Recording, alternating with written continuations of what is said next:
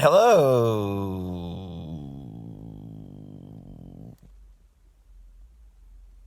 Well, it's been a long time coming. But today, Cecilia, Maggie, and myself are answering a question jointly on each of our channels. We're answering the same question. I'm going to put a link below to Cecilia and Maggie's responses to this question. And yeah, we've done this many times before. It's always fun to do, to have different perspectives of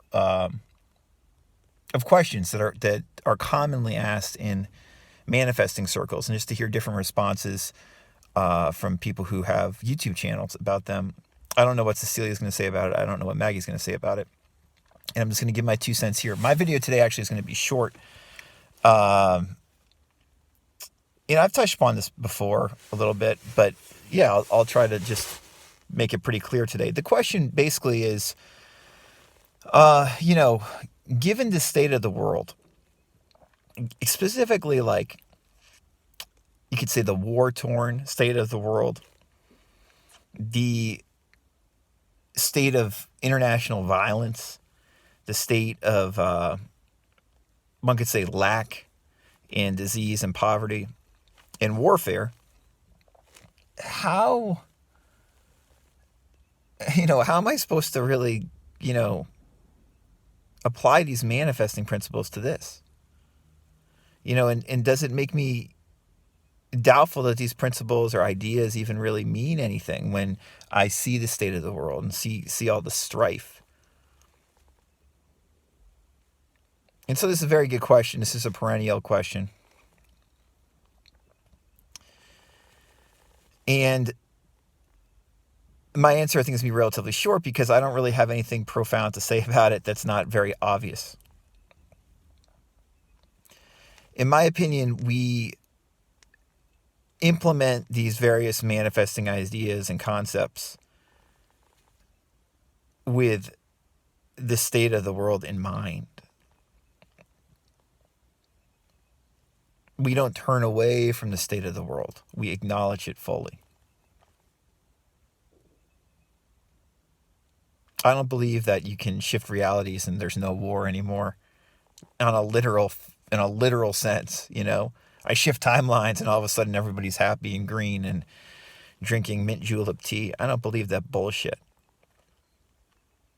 I think there's some people in the community that do. I don't.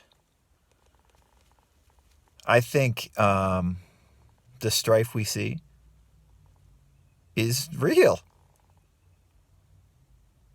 And how am I going to deal with that? There's many different ways to deal with it. Many different ways that have nothing to do with manifesting concepts. And if one feels compelled to deal with the state of the world by not implementing any of these concepts consciously, that's perfectly fine. But spiritual practice, which is usually what we lump manifesting stuff under, is all about acknowledging what's going on, not to hide away from it.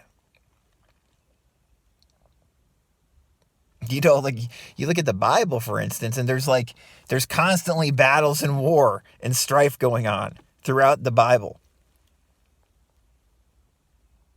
And it's applying these ideas in the midst of all that, if you want to. I personally think applying the golden rule, having that as kind of like a forefront thing in your life, being humble, having a peace-giving attitude,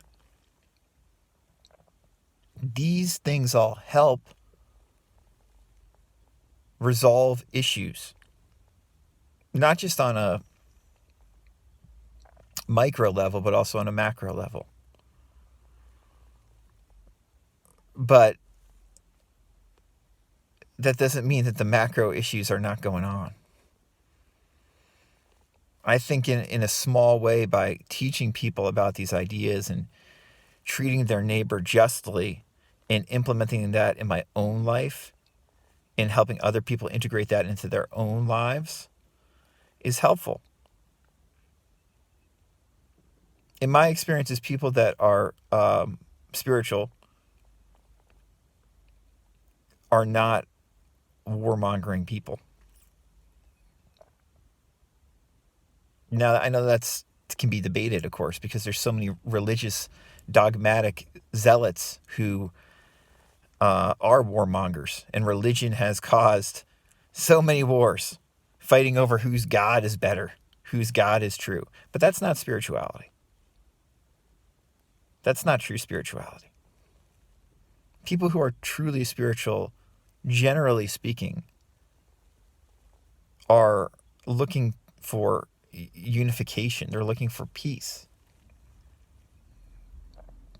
Even if they're using loud language or contrarian, type of or even if they're teaching contrarian type of advice, it's usually from a place where ultimately the advice, if it's contrarian or even divisive, is intended ultimately to unify, to bring clarity to the situation, to people, to make it so people look at things less dogmatically and more openly, and then are able to engage with each other in a more open, loving, compassionate way, so that one can treat one's neighbor as one wants to be treated oneself.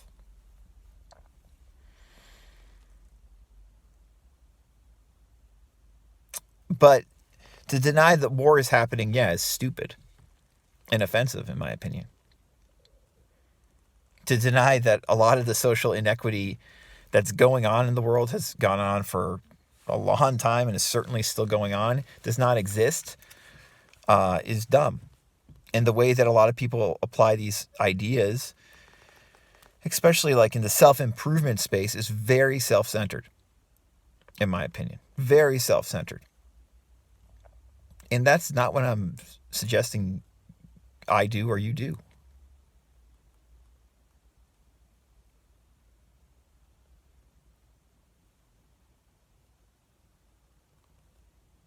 I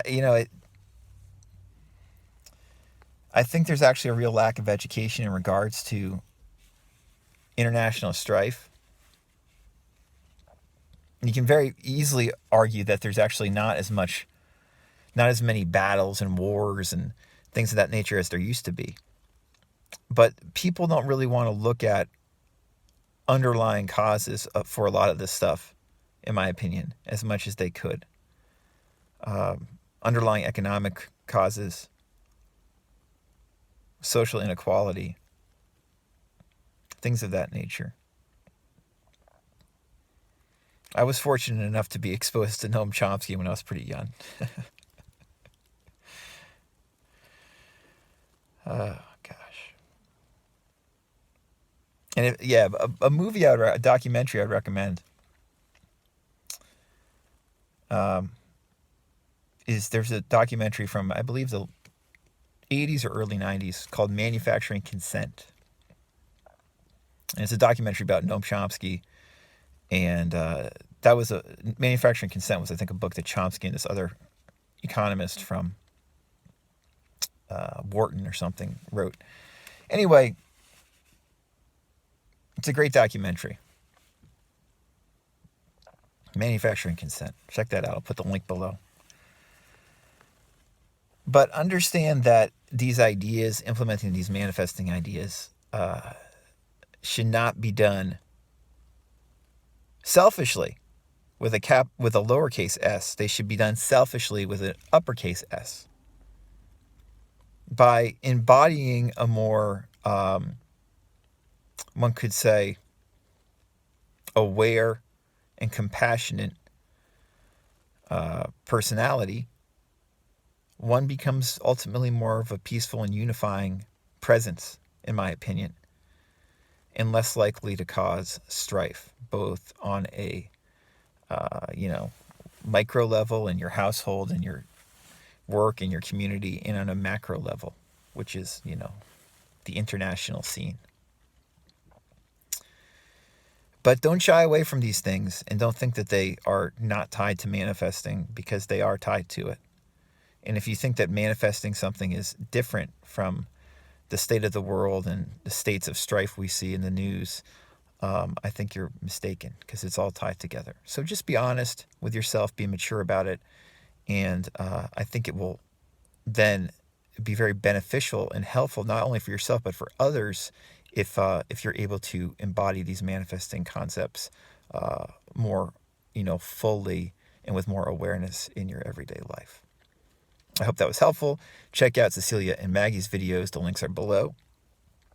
And if you have any questions or would like one-on-one coaching with me, I can be reached at info@radicalcounselor.com.